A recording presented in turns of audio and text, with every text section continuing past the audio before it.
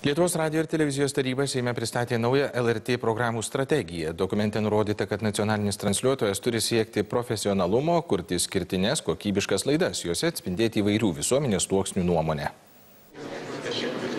Jau gerą pusmetį tinklalapyje Ateities LRT visuomenė diskutuoja apie naują LRT programų strategiją.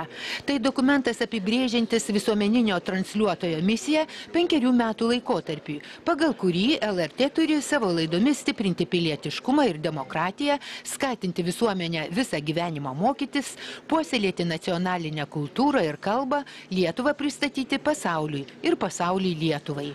To ketinama siekti pasitelkus profesionalius žurnalistus, kurie kurtų išskirtinę kokybišką produkciją.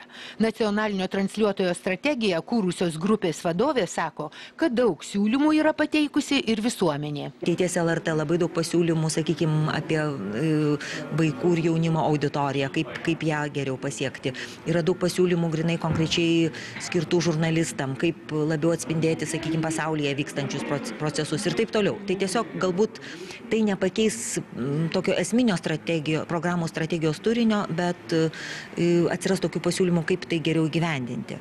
UNESCO generalinio direktoriaus patarėjas Henrikas Juškevičius sako, kad vykdydama savo misiją nacionalinis transliuotojas neturi kreipti dėmesio į reitingus, nes jų besivaikant aukšto meninio lygio programų nesukursi. Seniai įrodyta, kad televizijoje ne paklausa formuoja pasiūlą, o pasiūla formuoja paklausą.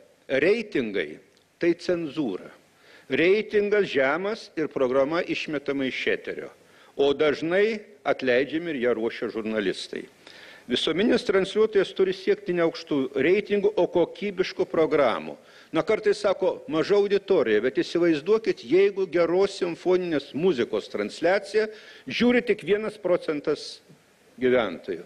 Kokia salė gali sutalpinti tokį kiekį klausytojų arba spektaklio žiūrovų?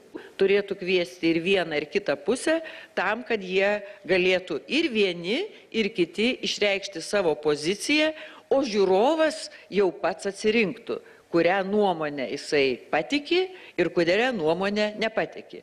Arba dviejų nuomonių išraiška sukeltų arba predisponuotų žiūrovui situaciją, kad jam reikėtų pamastyti, o kaipgi iš tiesų yra arba kaip iš tiesų buvo. LRT generalinis direktorius sako, kad strategijos įgyvendinimas priklauso nuo visuomeniniam transliuotojui skiriamų lėšų, o jų visada trūksta. To finansavimo nebuvimas trukdo ir bent kiek ilgesniai strategijai, nes kiekvienais metais LRT biudžetas yra, kaip sakoma, nežinia nuo ko priklausantis, jis gali